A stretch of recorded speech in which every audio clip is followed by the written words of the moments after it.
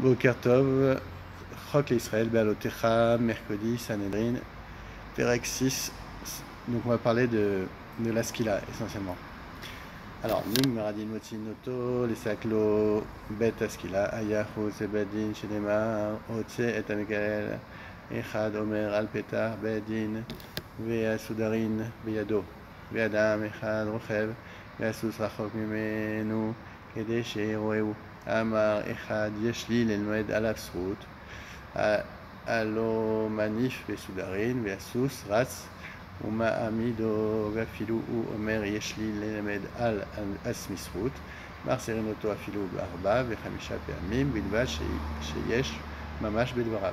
מצא לו זכות, פטרו אם לאו יוצא לסכל, וכחוז יוצא לפניו, איש פלוני בן פלוני יוצא לסכל על שעבר עבירה פלונית ופלוני ופלוני, עדו כל מי שיודע לו זכות יבוא וילמד עליו.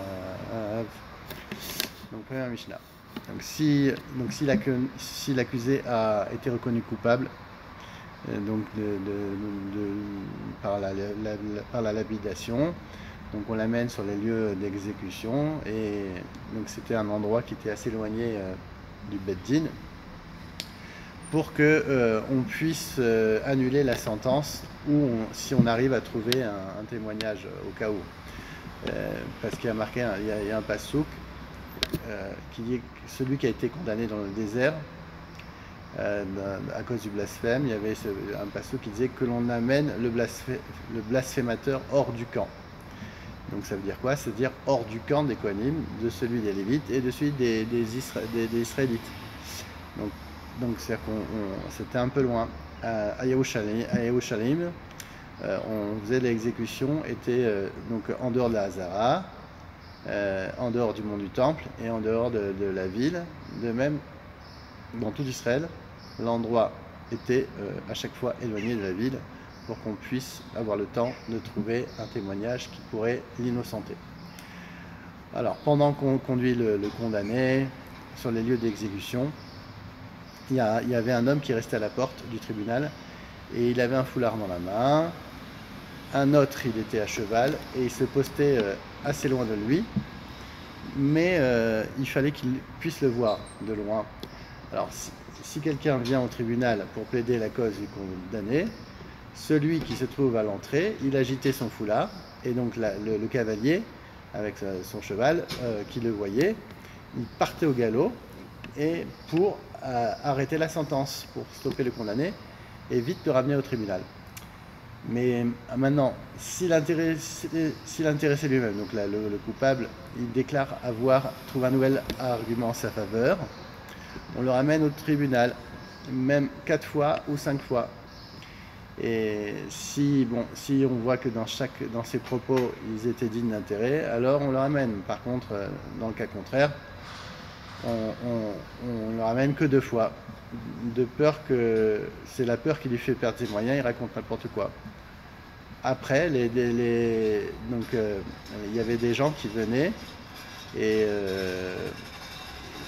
les Talmidim, les Dayanim, eux, ils venaient et vérifiaient si ce qu'ils disaient c'était cohérent, et pour qu'on le ramène au tribunal. Ensuite, il y avait un machiz, une personne qui venait et qui annonçait devant lui en proclamant un tel est sur le point d'être lapidé pour telle transgression. Ces témoins à charge sont un tel et un tel, que celui qui a une information pouvant jouer à sa faveur intervienne pour lui. Mishnah Bet. Aya rachok mibet askila kasher keser amot. Omrim lo idvade sheken derech amumatin midvadim. שכל המתוודה יש לו חלק לעולם הבא, שכן מצינו באחן שאלו ישוע בן סימנה כבוד השם אלוהי ישראל ותן לו תודה. וינחן את יהושע ואומר אמנה אנוכי חטאתי לשם אלוהי ישראל. וכזאת ומנין שכיפר לו ודויו שנאמר ויאמר ישוע מה ערכתנו Yearecha Hashem beyom hazeh. היום הזה אתה עקור, ויהיה אתה עקור לעולם הבא, עכור לעולם הבא, ואם אינו יודע להתוודות, אומרים לו אמור, תהא מיתתי כפרה על כל עוונותיי. רבי יהודה אומר, אם היה ידוע שהוא מזומם, אומר, תהא מיתתי כפרה על כל עוונותיי, חוץ מעוון זה. אמרו לו, אם כן, יהיו כל אדם אומרים כך, כדי Lenakot et Tatsman. Donc, on arrivait donc à 10 amas du lieu de la lapidation. On lui disait fais un vidouille, confesse tes péchés, comme tous les condamnés à mort. On avait l'habitude de faire ça, car celui qui se confesse, celui qui fait, il aura quand même une part au monde futur. Et d'où on sait, on l'apprend de Yehoshua qui a dit à Han, qui s'était rendu coupable de mort en violant un anathème. Il avait dit, mon fils reconnaît la gloire de l'Éternel, Dieu d'Israël, et rends-lui hommage. Dis-moi, je te prie ce que tu as fait, ne me cache rien. Et Achan répondit donc à Yeshua, c'est vrai, j'ai péché envers l'Éternel, roi d'Israël, et voici ce que j'ai fait. Et d'où savons-nous que ce vidouille, cette confession, lui a procuré l'expiation, d'où on sait qu'il a été expié grâce à ce vidouille, parce que Yeshua lui dit, comme tu nous as troublés, l'Éternel te trouble aujourd'hui. Il a voulu dire, aujourd'hui tu es troublé, mais pas dans le monde futur. C'est marqué aujourd'hui. Si le condamné ne sait pas se confesser, on lui demande de répéter sa déclaration, que ma mort expie tous mes péchés. D'après Rabbi Yehuda, il sait qu'il est victime d'un faux témoignage, il dira que ma mort expie tous mes péchés, sauf celui-ci qui m'est imputé à tort. Donc là, les autres sages déclarent à Rabbi Yehuda, s'il en est ainsi, chaque condamné fera cette déclaration pour se disculper aux yeux de tous et jeter le discrédit sur les juges en laissant entendre qu'ils ont commis une erreur judiciaire. Donc Rabbi Yehuda nous dit, il vaut mieux pas qu'il exprime cette formule parce qu'il jette un discrédit sur les Dayanim. Mishnah Gimel. Aya rachok mi bet askila arba amot. מפשיטין אותו את בגדיו, האיש מכסים אותו מלפניו והאישה מלפנים מאחוריו. ודברי רבי יהודה הרחמים אומרים, האיש נזכה לערום ואין האישה נסכלת האומה. Donc on arrivait à Arba Amot de l'endroit de la lapidation, on le déshabillait. Si c'est pour Rabbi Yehuda, si c'est un homme, il faut laisser couvert une partie sur le devant, et pour une femme, une partie devant et derrière. Et pour les Chachamim, seul un homme est lapidé nu, engageant juste c'est parti, mais pas une femme. Sadalet. Bet est-ce qu'il a aya gavoua acheté komot. Echad mina edim dorfot matnav. N'est pas chalibo. Offro el matnav. Im medba yata. Im lav. Ashani notel atayven enotnim al libo. Ve im medba yata. Ve im lav regimato bechol Israël. Shenemar yad aedim qui est bo barishona. Lamito. Veyad kol ha'am, me'achorav, kol ha'niskalin, nitlin, Rabbi Eliezer, v'chamim omrim, eno nitla ela ha'megadef, v'yaroved avodah zara. Ha'ish tolinoto panav klape ha'am, v'haisha panav klape ha'etz. Divrei Rabbi Eliezer, v'chamim omrim, ha'ish nitla, ve'en haisha nitla. Amar la'en, Rabbi Eliezer, ve'alo Shimon ben Shetar talu nashim be'ashkelon. אמר לו 80 נשים תלו ואין דנים שניים ביום אחד. כיצד תולין אותו? משכין את הקורא בארץ והעץ יוצא ממנה ומשקיף שתי ידיו זו על גבי זו ותולה אותו. רבי יוסי אומר הקורא מוטה על הכותל ותולה אותו כדרך שהטבחים עושים ומתירין אותו מיד ואם לאו עובר עליו ולא תעשה. שנאמר לא תעלין נבלתו על העץ כי כעבור תקברנו, כי לעלת אלוהים תלוי. כלומר, מפני מה זה תלוי? מפני שברך את השם ונישא שם שמיים לחלל. Donc on plaçait le condamné devant un endroit situé à 6 amas au-dessus du sol, ça fait à peu près donc 3 mètres.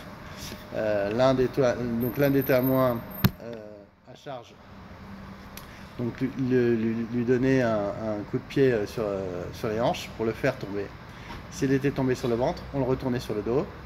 Si sa chute avait été suffisante pour le tuer, on s'en arrêtait là.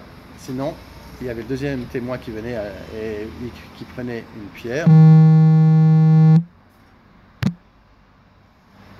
Et le deuxième témoin qui prenait une pierre et jetait de toute force sur son cœur.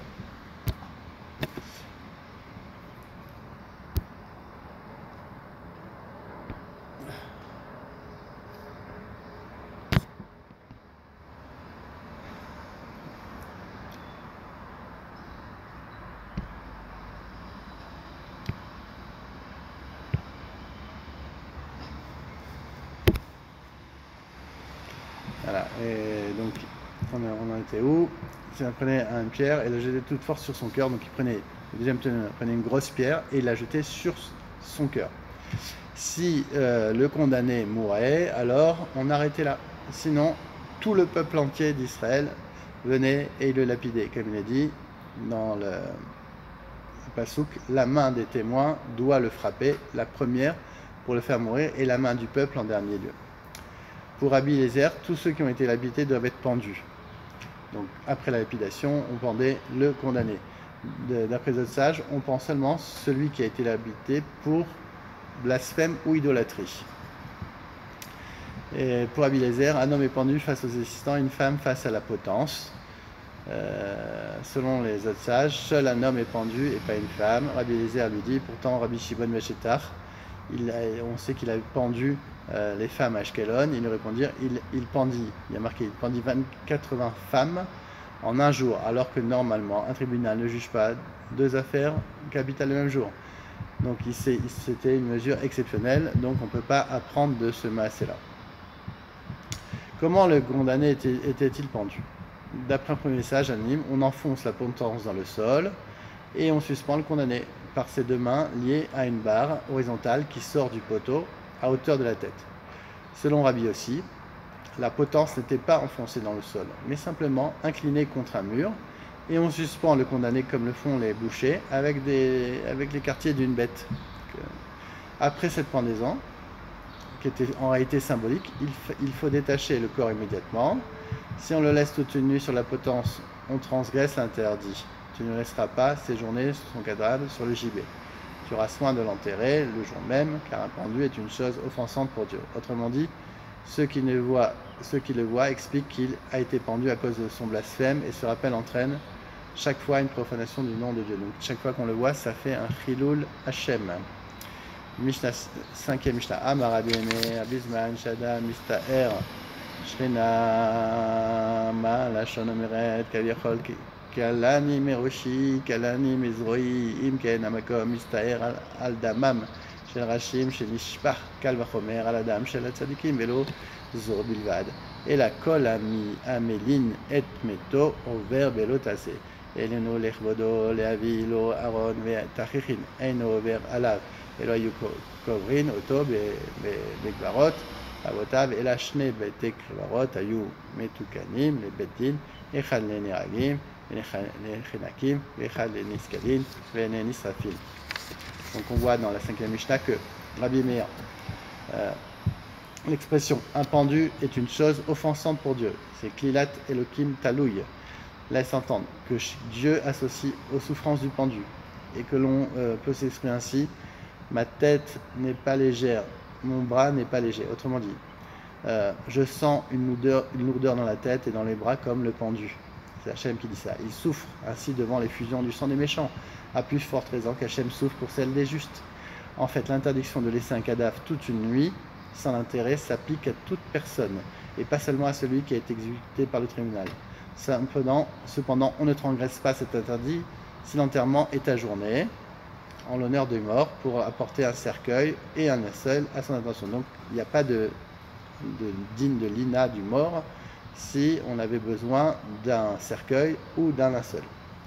Celui qui avait été exécuté n'est pas enterré tout de suite dans le caveau familial, mais suivant le cas, il y avait deux cimetières. Un à la disposition du tribunal, l'un pour ceux qui avaient été tués par des décapitations ou strangulation, et l'autre pour ceux qui avaient été condamnés à mort par lapidation ou ignition. Deux modes d'exécution réservés à ceux qui avaient commis les plus graves transgressions. Donc lapidation et émission, on avait un cimetière encore plus grave, donc pour eux, parce que ils avaient commis une transgression grave. Sixième Mishnah. Nitakel, Abasa, Melaktin, Etatsamod, Vekovrin, Otan, Vemakom, Agurim, Baim, Beshalin, Beshalom, Adayanim, ou Beshalom, Aedim. Et l'omar, Shen, Bimeno, Alechem, Klum, Sheddin, Emet, Dantam. Veloyo, Mitavlin, Aval, Onenin, Shen, Eninut, et la Belev. Donc après la décomposition du cadavre, on rassemblait les os, les ossements, et on les enterrait dans un caveau familial. Après l'exécution, après l'exécution, donc les proches parents du condamné venaient voir les juges et les témoins comme s'ils voulaient leur dire: nous n'avons aucun ressentiment contre vous car votre sentence est juste. Ils ne prenaient pas le deuil pour que le mort reçoive l'expiation de ses fautes par ce manque de respect. Mais ils s'affligeaient de la perte de leurs proches parents, car on a vu précédemment que le Kachem lui-même en souffrait.